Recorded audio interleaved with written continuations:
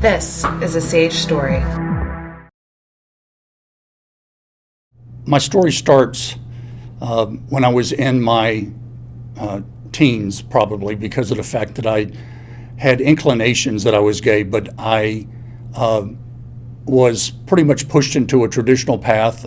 I married, had children, and in the middle of that process, I wound up realizing that I needed some support, some way to be able to vent my feelings and be able to do things. And I was very lucky to find a group by the name of GAMA. It's Gay and Married Men's Association. It's similar to what SAGE can do in certain aspects as far as allowing people to be able to express themselves. At that time, I was living in the Midwest, and I of course had to move from there after a while, but during the entire time I was traveling internationally, and the things that have really pushed me to be able to open up and go and wound up being an actual member of the gay community after my divorce was a simple fact of being able to look at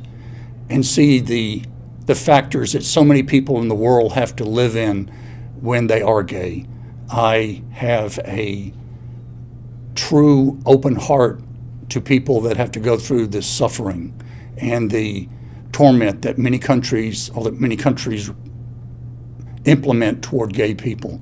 One of my most troubling eras was when I was in Pakistan. I was there on a very large project with the World Health Organization, and I wound up befriending a young man, strictly on a platonic level, who I knew was gay, and he was working on the project, and I tried to do everything I could to help him while I was there, monetarily, to help his family, to be able to provide him additional food, to whatever I could do to make him have a little bit of joy in the short period we knew each other.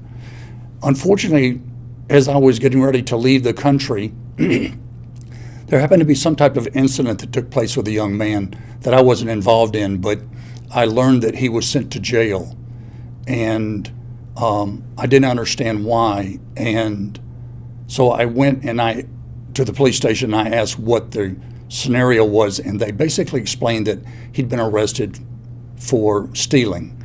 And I was very surprised to hear that, but what happened was I went to the police station every day, and I finally got to talk to some of his family members, and they admitted he had not stolen. These were trumped up charges because he was gay. And bottom line, he wound up, I had to go to the police station every day for around 10 days. They were going to cut the man's hand off, and I literally did everything I could, hired lawyers in order to prevent this from happening.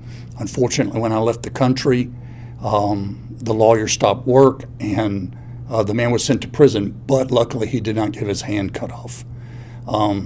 There's a tremendous amount of problems that people deal with being gay in the world, and we're very lucky to be living in the United States and to have things, obviously, compared to the 80s, compared to what they are now, our gay lifestyle of being an acceptance as far as marriage and many other factors are much better than what they were. However, we still have much more work to do, and I encourage everyone to please do as much as you can to help move the gay movement forward.